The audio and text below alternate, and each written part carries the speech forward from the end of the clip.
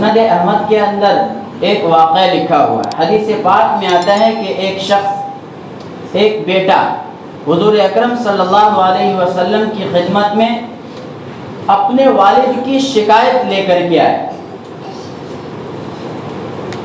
تو حضور اکرم صلی اللہ علیہ وسلم نے ان کے والد کو بلایا، اور والد کو بلانے کے لیے جیسے ہی بھیجا، جبرائیل امین حضور اکرم صلی اللہ علیہ وسلم کے پاس تشریف لائے، اور جبرائیل امین نے کہا کہ یا رسول اللہ، جب ان کے والد آ جائیں تو آپ ان سے پوچھئے کہ جب تمہارا لڑکا تمہیں ستاتا ہے تو جب ستایا تھا تو اس وقت تم نے اپنے دل میں کون سے اشعار کہے تھے، وہ اشعار آپ ان سے سنیے۔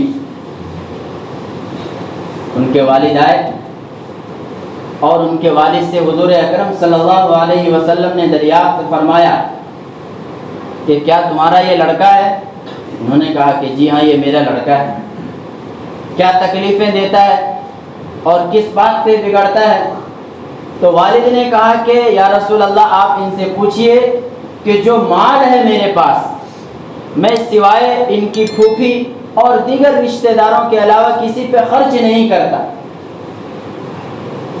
تو حضور اکرم صلی اللہ علیہ وسلم نے فرمایا کہ جو بات تم نے اپنے دل میں کہی تھی، جو تمہارے کانوں نے نہیں سنے، وہ بات تم بیان کرو۔ انہوں نے کہا یا رسول اللہ، میں آپ پر ایمان رکھتا ہوں اور اللہ تبارک و تعالیٰ پر ایمان رکھتا ہوں اور آپ پر ایمان رکھتا ہوں جس نے آپ کو حق کے ساتھ بھیجا ہے۔ بے شک اللہ تبارک و تعالیٰ اس بات پر قادر ہے کہ انسان دل کے اندر جو سوچے وہ بھی اللہ کو خبر ہے۔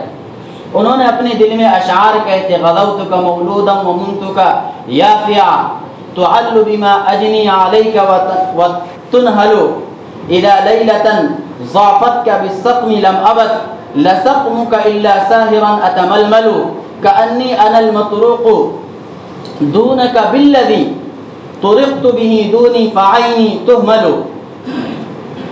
اس پورے اشعار کا ترجمہ کہ میں نے تجھے بچپن میں غذا دی اور جوان ہونے کے بعد تمہاری ذمہ داری اٹھائی۔ والد کہہ رہا ہے کس سے؟ بیٹے سے، میں نے بچپن میں تجھے غذا دی اور جوان ہونے کے بعد بھی تیری ذمہ داری اٹھائی، تمہارا سب کھانا پینا میری ہی کمائی سے تھا۔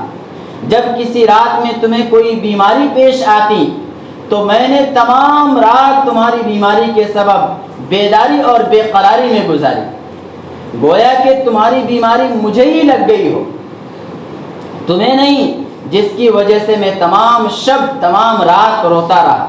میرا دل تمہاری ہلاکت سے ڈرتا رہا، حالانکہ میں جانتا تھا کہ موت کا ایک دن مقرر ہے، پہلے یا پیچھے موت نہیں آ سکتی۔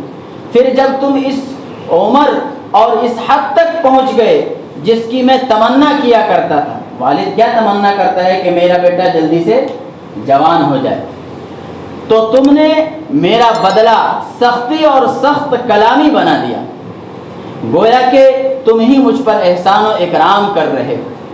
کاش اگر تم سے میرے باپ ہونے کا حق ادا نہیں ہو سکتا تو کم از کم ایسا ہی کر لیتے جیسا ایک شریف پڑوسی اپنے پڑوسی کے ساتھ کیا کرتا ہے۔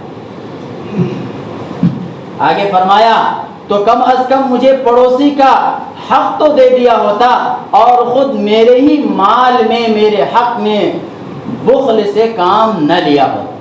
یہ اشعار حضور اکرم صلی اللہ علیہ وسلم نے جب سنے تو بیٹے کا گریبان پکڑ لیا اور آپ کا غصے سے چہرہ بالکل سرخ ہو گیا اور گریبان پکڑ کر کے آپ نے فرمایا انت ومالک لابیک، تو بھی باپ کے لیے اور تیرا مال بھی باپ کے لیے، تیری مجال نہیں ہے کہ باپ اگر مال خرچ کرتا ہے تو اس کو روکے۔ اسی کو قرآن پاک نے کہا وَقُلْ رَبِّ ارْحَمْهُمَا كَمَا رَبَّيَانِي صَغِيرًا، اور تم اپنے والدین کے لیے بڑھاپے میں دعا کرو۔ کیا دعا کرو؟ اور تم کہو رب ارحمہما، اے میرے پروردگار تو ان میرے بوڑھے ماں باپ پر رحم فرما، کما ربیانی صغیرا، جیسا کہ انہوں نے بچپن میں مجھے پالا ہے۔